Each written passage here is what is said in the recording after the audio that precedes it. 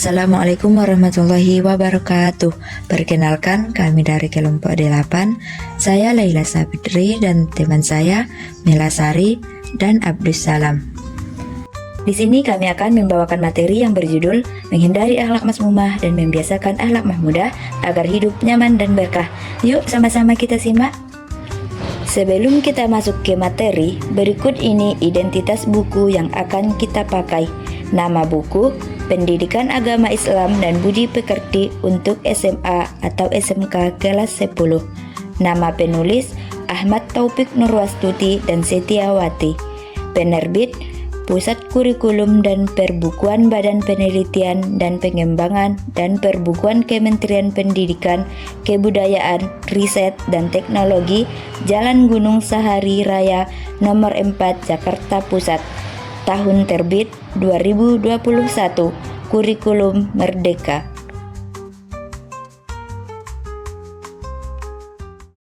Baiklah, sebelum kita masuk kepada materi, terlebih dahulu saya akan membacakan tujuan pembelajaran. Setelah mengikuti pembelajaran, peserta didik diharapkan mampu. Yang pertama, menganalisis manfaat menghindari temperamental atau godop, menumbuhkan sikap kontrol diri dan berani dalam kehidupan sehari-hari, baik yang dipelajari melalui pengertian, dalil, macam-macam, dan manfaatnya.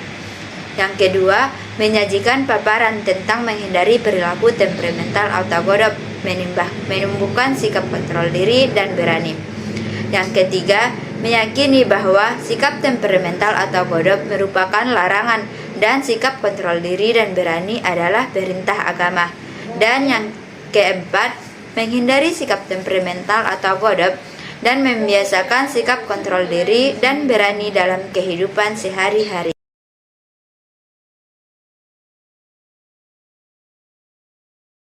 Baiklah, masuklah kita kepada materi.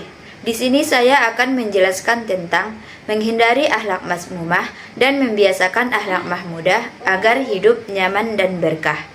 Yang pertama ada menghindari diri dari sifat temperamental atau godop.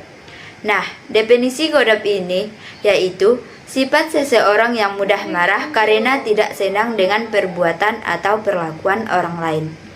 Nah, lawan dari sifat godop itu sendiri adalah ridho, yang berarti menerima dengan senang hati, dan al-hilim atau murah hati, atau biasa disebut dengan tidak cepat marah. Sifat godop harus dihindari karena sifat ini tidak akan pernah dapat menyelesaikan masalah, justru sebaliknya akan menimbulkan masalah baru. Seorang muslim itu harus senantiasa bersabar dan berusaha menahan marahnya. Yang kedua ada faktor penyebab sifat temperamental atau godop. Hal ini dapat dibedakan menjadi dua faktor, yaitu faktor jasmaniah dan faktor rohaniah. Faktor jasmaniah itu berkaitan dengan kondisi fisik atau tubuh seseorang. Beberapa penyebabnya, yang pertama karena kelelahan berlebihan. Tubuh yang terlalu lelah akan menyebabkan seseorang mudah tersinggung atau kehilangan kesabaran. Kemudian yang kedua karena kekurangan zat-zat tertentu dalam tubuh. Misalnya kekurangan nutrisi atau mineral akan dapat mempengaruhi kinerja otak dan sistem saraf sehingga emosi menjadi tidak stabil. Kemudian yang ketiga karena reaksi hormon. Perubahan hormon, terutama hormon stres atau hormon kelamin juga dapat memicu suasana hati yang mudah marah atau sensitif. Kemudian yang kedua faktor rohaniah. Faktor rohaniah berasal dari kondisi kejiwaan, spiritual, dan moral seseorang. Beberapa penyebabnya yaitu yang pertama karena ujub atau merasa bangga diri. Perasaan lebih hebat dari orang lain akan membuat seseorang mudah tersinggung saat egonya dilukai. Kemudian karena suka berdebat atau berselisih. Kebiasaan tidak mau kalah dalam perdebatan pendapat bisa menumbuhkan sikap mudah marah. Yang selanjutnya sendau gurau yang berlebihan. Candaan yang kelewat batas dapat menyinggung perasaan dan memicu amarah. Dan selanjutnya ucapan kotor atau tidak sopan. Dan yang kemudian yaitu sikap permusuhan. Kebencian terhadap orang lain akan menumbuhkan dendam dan sifat pemarah. Yang ketiga ada tingkatan sifat temperamental atau godop. Yang pertama yaitu golongan godop berlebihan atau biasa disebut dengan ifrat, yaitu golongan orang yang mengalami kesulitan dalam mengendalikan sifat pemarah, lalu bersikap berlebihan sehingga kehilangan kendali terhadap akal sehatnya. Yang kedua ada golongan yang tidak memiliki sifat marah, yaitu golongan orang yang tidak bisa marah. Dan yang ketiga ada golongan yang mampu berlaku adil, yaitu golongan yang moderat yang berada di antara ifrat dan tafrit. Yang keempat ada cara menghindari sikap temperamental atau godop, yaitu yang pertama dilakukan dengan cara membaca ta'awuz. Contohnya, ketika seseorang mulai merasa marah karena dihina, ia segera membaca ta'awuz agar hatinya tenang dan tidak dikuasai sifat amarah. Yang kedua dengan cara mengubah posisi. Contohnya, seorang siswa yang kesal karena dijahili temannya, ia segera duduk dan menarik napas dalam-dalam agar emosinya reda. Yang ketiga dengan cara diam dan tidak berbicara. Contohnya, saat ada orang tua menegur dengan nada tinggi, seorang anak memilih untuk diam dulu agar tidak menjawab dengan kata-kata kasar. Yang keempat dengan cara berwudu. Seperti seseorang yang emosi setelah berdebat dengan temannya, ia langsung pergi berwudu sebelum melanjutkan aktivitas. Kemudian dengan cara mengingat wasiat Rasul dan janji Allah Subhanahu wa taala. Contohnya, seseorang mengingat bahwa menahan marah akan mendapatkan pahala besar, sehingga ia memilih bersabar saat dimarahi tanpa alasan. Kemudian ada manfaat menghindari sifat temperamental atau godop. Yang pertama, dapat menghindari kebencian dan permusuhan. Contohnya, dengan menahan marah, dua sahabat yang berselisih dapat berbaikan tanpa menyimpan dendam. Yang kemudian dapat membawa kebahagiaan. Contohnya, seseorang yang mampu menahan amarah akan lebih mudah merasa tenang, damai, dan disukai orang lain. Kemudian yang terakhir, akan mendapatkan pahala dari Allah Subhanahu wa taala. Contohnya, seorang guru menahan marah ketika muridnya berbuat salah dan memilih untuk menasihatinya dengan lemah lembut. Perbuatannya itu merupakan menjadi amal pahala baginya. Baiklah, materi kedua selanjutnya akan dibawakan oleh Bapak Abdul Salam dengan materi membiasakan perilaku kontrol diri. Selanjutnya ada membiasakan perilaku kontrol diri. Yang pertama, definisi kontrol diri. Kontrol diri di dalam Islam dikenal sebagai mujahadah an-nafs. Secara bahasa terdiri dari dua kata, yaitu mujahadah yang berarti sungguh-sungguh dan an-nafs yang berarti jiwa, nafsu atau diri. Sehingga pengertian dari mujahadah an-nafs adalah upaya bersungguh-sungguh dalam mengendalikan diri atau menahan hawa nafsu yang bertentangan dengan hukum-hukum Allah. Nah, lawan dari kata mujahadah an-nafs itu sendiri adalah ittiba'ul hawa atau mengikuti hawa nafsu. Nah, selanjutnya yang kedua yaitu implementasi sikap kontrol diri di dalam kehidupan. Yang pertama, memikirkan resiko dan akibat dari setiap perbuatan. Sebelum melakukan sesuatu, kita perlu memikirkan dampak yang mungkin terjadi baik bagi diri sendiri maupun orang lain. Dengan begitu kita bisa menghindari kesalahan dan menyesuaikan tindakan agar membawa hasil yang positif. Yang kedua, bersabar dan tidak tergesa-gesa dalam mengambil keputusan. Dalam menghadapi masalah atau situasi sulit, sikap sabar sangat penting. Tidak terburu-buru membuat keputusan membantu kita mempelajari lebih jernih dan memilih langkah yang paling tepat tanpa menimbulkan penyesalan di kemudian hari. Yang ketiga, memperbanyak zikir kepada Allah. Zikir membantu menenangkan hati dan mendekatkan diri kepada Allah. Dengan hati yang tenang, seseorang lebih mudah mengontrol emosi, tidak mudah marah dan mampu bertindak dengan bijak. Yang keempat, berdoa memohon perlindungan kepada Allah. Doa menjadi bentuk pengakuan bahwa manusia lemah dan membutuhkan bimbingan Allah. Dengan berdoa, kita memohon kekuatan dan perlindungan agar selalu diberi keteguhan hati untuk menjauhi perbuatan buruk dan mengikuti jalan yang benar. Nah, selanjutnya yang 3. Pentingnya sikap kontrol diri dalam kehidupan. Yang pertama, menjaga kehormatan diri. Orang yang mampu mengendalikan diri akan terhindar dari perbuatan yang memalukan dan merugikan.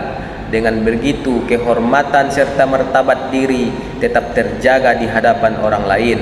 Yang kedua, terhindar dari perilaku yang dapat merugikan orang lain. Kontrol diri mencegah seseorang bertindak ceroboh, kasar, atau menyakiti orang lain. Sikap ini membantu menciptakan hubungan sosial yang baik dan penuh rasa saling menghormati. Yang ketiga, menyelesaikan segala persoalan dengan pikiran yang jernih. Saat seseorang mampu menahan emosi dan berpikir dengan tenang, ia dapat menemukan solusi yang lebih baik dalam menghadapi masalah tanpa menimbulkan konflik baru. Dan yang keempat, menjadi inspirasi dan teladan bagi orang lain. Orang yang bisa mengendalikan diri sering dijadikan panutan karena mampu bersikap tenang, sabar, dan bijaksana. Sikap ini dapat memotivasi orang lain untuk meniru kebaikan yang sama. Selanjutnya, yang keempat, contoh perilaku kontrol diri.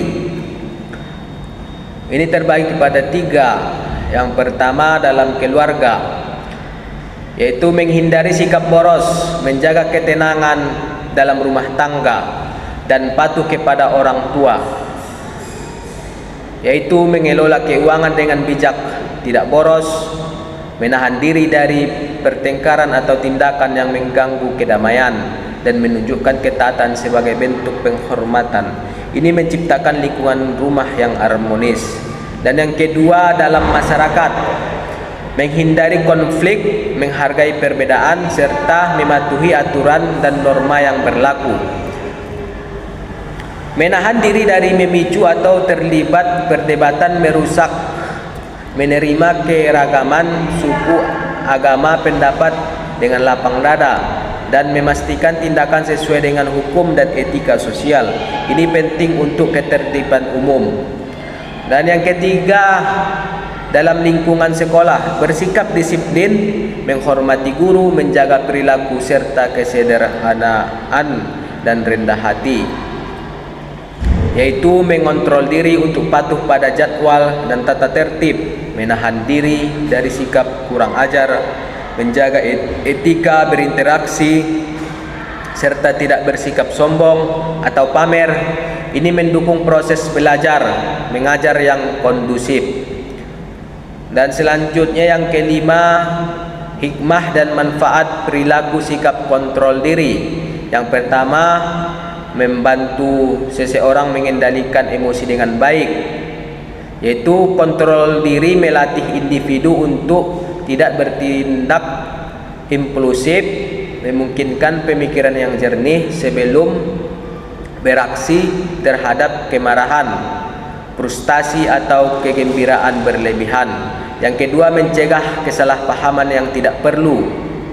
Dengan mengendalikan perkataan dan tindakan, seseorang dapat berkomunikasi secara lebih hati-hati dan jelas, mengurangi resiko menyinggung atau memberikan kesan yang salah kepada orang lain. Dan yang ketiga, sahabat dan menghadapi musibah dan cobaan dari Allah. Kemampuan mengontrol diri membantu seseorang menahan keputusan atau mengeluh berlebihan, menjadikannya lebih sabar, tabah, dan mampu menerima takdir dengan keikhlasan. Dan yang keempat, mampu bergaul dan mensosialisasikan dengan baik di masyarakat, yaitu kontrol diri memungkinkan seseorang menyesuaikan diri dengan berbagai karakter dan situasi sosial, menjauhi perilaku yang merusak hubungan sehingga lebih mudah diterima dan memiliki interaksi yang positif. Materi ketiga selanjutnya akan dibawakan oleh Ibu Melasari dengan materi membiasakan perilaku berani membela kebenaran. Materi selanjutnya adalah membiasakan perilaku berani membela kebenaran. Pertama, definisi berani membela kebenaran. Berani dalam Islam disebut dengan istilah saja'ah. Menurut bahasa, saja'ah berarti berani atau gagah. Sedangkan saja'ah menurut istilah adalah keteguhan hati, kekuatan pendirian untuk membela kebenaran dengan cara yang kesatria dan terpuji. Nah, lawan kata dari saja'ah adalah jubun yang artinya penakut, yaitu sifat yang cenderung lemah dan pengecut. Sedangkan apabila keberanian yang bersifat berlebihan dan cenderung keras kepala dan keras hati serta membabi buta, maka disebut dengan istilah tahawur yang artinya nekat. Yang kedua yaitu implementasi sikap berani membela kebenaran dalam kehidupan. Adapun implementasi dari sikap berani membela kebenaran dalam kehidupan sehari-hari dapat diwujudkan dalam perilaku, yaitu seperti yang pertama, berani menghadapi musuh di medan pertempuran atau jihad fisabilillah. Dalam konteks ini, keberanian yang nyata adalah keberanian sebagaimana yang dicontohkan oleh generasi pertama umat Islam. Namun dalam konteks kehidupan abad 21 saat ini, tentu saja jihad fisabilillah tidaklah harus terjun langsung ke medan perang, namun jihad dalam bentuk amar makruf nahi mungkar. Yang kedua, berani mengatakan kebenaran. Yang ketiga, berani menyimpan dan menjaga rahasia. Yang keempat, memiliki daya tahan tubuh yang kuat. Contohnya yaitu peristiwa yang dialami oleh Bilal bin Rabah yang memiliki daya tahan tubuh yang luar biasa dalam menghadapi siksaan kaum Quraisy demi mempertahankan akidah dan keyakinan Islam dalam dirinya. Yang kelima, mampu mengendalikan hawa nafsu, menahan diri dari godaan seperti membeli barang yang tidak perlu, memilih respon yang lebih baik saat marah atau diejek, dan mengatur pola makan agar tidak berlebihan. Yang keenam, berani mengakui kesalahan. Contohnya, meminta maaf secara tulus ketika membuat salah, bertanggung jawab atas tindakan, dan menghindari menyalahkan orang lain. Dan yang terakhir adalah berani objektif menilai diri sendiri. Setiap muslim harus mampu melakukan muhasabah dan introspeksi ke dalam dirinya masing-masing untuk melihat kekurangan dan kelebihan diri sendiri sebelum melihat dan menilai orang lain. Yang ketiga yaitu faktor pembentuk sikap berani membela kebenaran dalam kehidupan. Yang pertama, takut hanya kepada Allah Subhanahu wa Ta'ala. Keyakinan bahwa segala perbuatan adalah menjalankan perintahnya, menghilangkan rasa takut terhadap apapun kecuali hanya kepada Allah Subhanahu wa Ta'ala. Yang kedua, mencintai kehidupan akhirat. Dunia hanyalah jembatan, sehingga seorang muslim tidak takut kehilangan kehidupan dunia, asalkan tidak kehilangan kebahagiaan akhirat. Yang ketiga, tidak takut menghadapi kematian. Kematian adalah keniscayaan. Seorang muslim harus berani menghadapinya karena ajal tidak bisa dihalangi. Yang keempat, tidak ragu-ragu dengan kebenaran. Keyakinan teguh pada kebenaran dan keadilan membuat seseorang siap menghadapi resiko. Yang kelima, tidak materialistis. Artinya, meskipun materi diperlukan, keyakinan bahwa Allah Subhanahu wa Ta'ala Maha mencukupi rezeki bahkan dari sumber yang tidak terduga, mendorong keberanian berjuang dan berkorban. Yang keenam, berserah diri dan yakin akan pertolongan Allah Subhanahu wa Ta'ala. Keberanian didasarkan pada upaya maksimal ikhtiar sesuai prosedur agama, diiringi doa, tawakal, dan berserah diri pada ketetapan Allah Subhanahu wa Ta'ala. Yang terakhir adalah kristalisasi pendidikan karakter. Pembentukan saja'ah memerlukan peran sinergis dari 4 pusat pendidikan, yaitu keluarga, masyarakat, sekolah, dan majelis taklim. Keempat, hikmah dan manfaat sikap berani membela kebenaran dalam kehidupan. Yang pertama, manfaat bagi diri sendiri. Contohnya, menjadi pribadi yang kuat, mandiri, dan berpegang teguh pada prinsip. Yang kedua, manfaat bagi keluarga. Contohnya, menciptakan lingkungan yang harmonis dan penuh keteguhan dalam menjalani kehidupan. Yang ketiga, manfaat bagi agama, negara, dan bangsa. Contohnya, mewujudkan masyarakat yang adil, berani menegakkan keadilan, serta terhindar dari korupsi dan kejahatan. Baik, dari materi kita yaitu menghindari akhlak mazmumah dan membiasakan akhlak mahmudah agar hidup nyaman dan berkah, dapat kita ambil kesimpulan bahwa temperamental atau sifat mudah marah dalam Islam disebut godok yang berlawanan dengan sifat ridho atau menerima dengan senang hati, dan al-hilmi berarti murah hati. godok dipicu oleh faktor fisik dan psikis. Untuk mengendalikan sifat ini, Islam mengajarkan konsep mujahadah an-nafs, yaitu kontrol diri yang merupakan upaya sungguh-sungguh menahan nafsu dari melanggar hukum Allah. Kontrol diri dapat dilakukan dengan memikirkan risiko perbuatan, bersabar, memperbanyak zikir, dan berdoa. Selain itu, Islam juga menekankan pentingnya sifat saja'ah, yaitu keberanian. Saja'ah ini yaitu keteguhan hati dan kekuatan pendirian untuk membela kebenaran secara terpuji, yang merupakan lawan dari sifat jubun atau penakut, dan bertolak belakang dengan tahawur atau nekat atau membabi buta. Sekian materi kita pada kesempatan kali ini. Semoga bermanfaat. Wassalamualaikum warahmatullahi wabarakatuh.